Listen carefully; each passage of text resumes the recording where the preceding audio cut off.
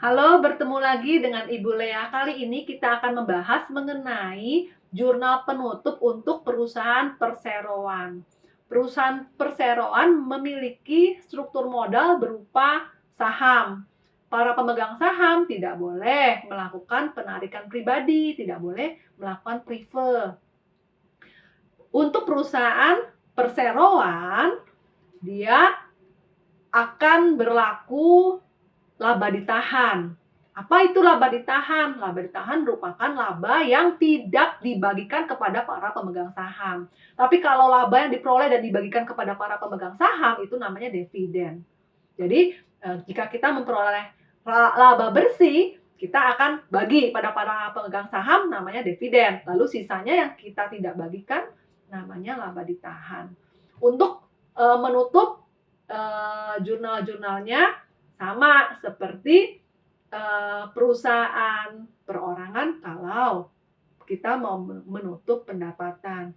Jadi debitnya adalah pendapatan, kreditnya adalah ikhtisar laba rugi. Lalu kemudian jika kita mau menutup beban itu pun sama seperti perusahaan perorangan. Debitnya adalah ikhtisar laba rugi, kreditnya beban.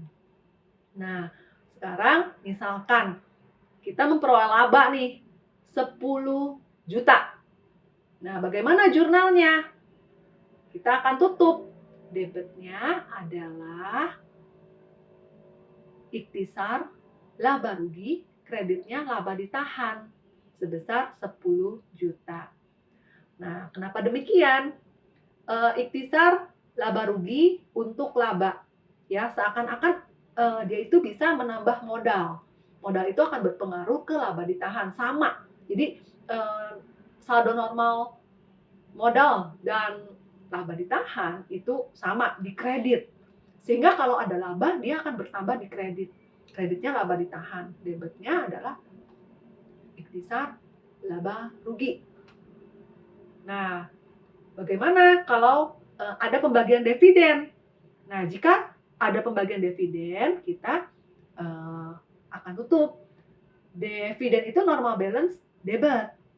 Kita akan tutup ke kredit. Debitnya laba ditahan, kreditnya dividen. Ya, laba ditahan kita berkurang kan di debit, ya.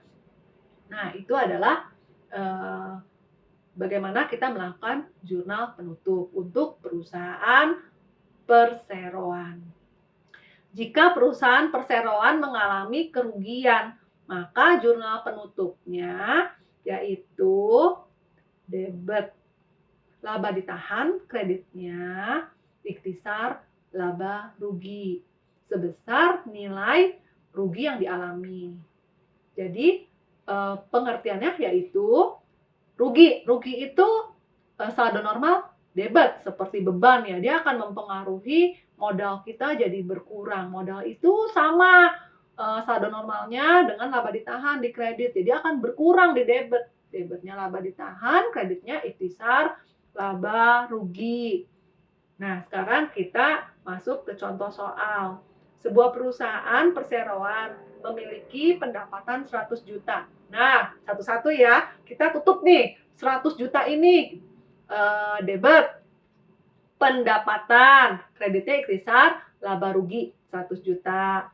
Kemudian perusahaan perseroan ini memiliki beban sebesar 35 juta. Nah, kita tutup ya. Debitnya ikhtisar laba rugi 35 juta, kreditnya beban 35 juta.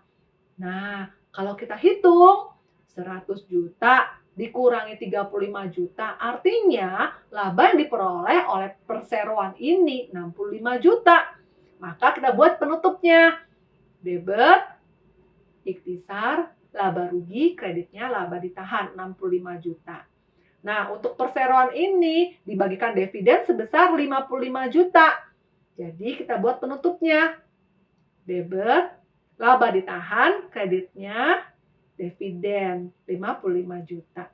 Demikianlah pembahasan kita mengenai jurnal penutup untuk perusahaan perseroan. Sampai jumpa.